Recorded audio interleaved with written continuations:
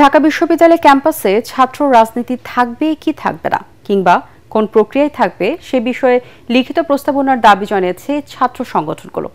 ঢাকা বিশ্ববিদ্যালয় ছাত্র শিবির সভাপতি SM ফরহাদ বলেন, হলে রাজনৈতিক কর্মকাণ্ড পরিচালনা করেনি তার সংগঠন।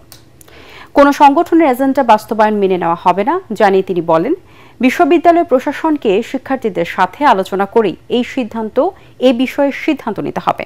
আর ছাত্রদল সাধারণ সম্পাদক নাহিদুজ্জামান শিপন বলেন, একটি গোষ্ঠী পরিকল্পিতভাবে ছাত্রদলের বিরুদ্ধে মব তৈরি করার চেষ্টা করছে। আরও জানাচ্ছেন ইয়াসিন রানা।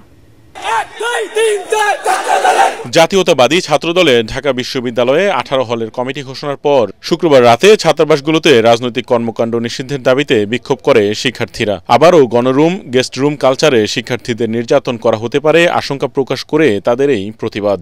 বিক্ষোভের মুখে বিশ্ববিদ্যালয়ের প্রক্টর জানান, আগের সিদ্ধান্ত অনুযায়ী হলগুলোতে ছাত্র রাজনীতি নিষিদ্ধই থাকবে। হল পর্যায়ে কোনো চলবে। এদিকে ক্যাম্পাসে ছাত্র রাজনীতি নিয়ে করণীয় ঠিক করতে বৈঠক করেছে বিশ্ববিদ্যালয় প্রশাসন। এ বিষয়ে মধুর ক্যান্টিনে জরুরি সংবাদ সম্মেলন করে ছাত্রদল ও শিবির।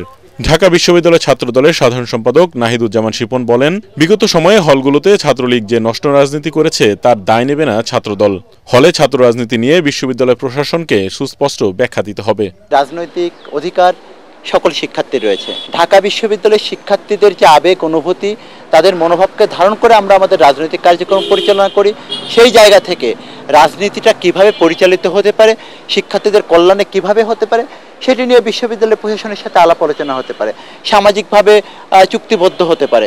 কিন্তু সেটি কোনোভাবে আমার মতামতকে, আমার অধিকারকে বাধাগ্রস্ত করা বা চাপিয়ে দেওয়া, সেটি কোনোভাবেই সামঞ্জস্য না। ঢাকা বিশ্ববিদ্যালয় ছাত্র শিবিরের সভাপতি SM ফরহাদ বলেন, রাজনীতি করা না করা একান্তই শিক্ষার্থীদের স্বাধীনতা। হলে ছাত্র রাজনীতি নিয়ে বিশ্ববিদ্যালয় প্রশাসনের ভূমিকার সমালোচনা করেন তিনি। প্রত্যেক স্টেক হোল্ডারের সাথে বসে একটা কনসেনসাসের ভিতরে মাধ্যমে সবার ঐক্যমতের ভিত্তিতে একটা লিখিত ফরম্যাটে নিয়ে আসা, যে ফরম্যাটে যে রাজনীতি করতে চাইবে না তারও যেমন অধিকার হরণ হবে না, যে রাজনীতি করতে চাইবে তারও সাংবিধানিক অধিকার হরণ হবে না।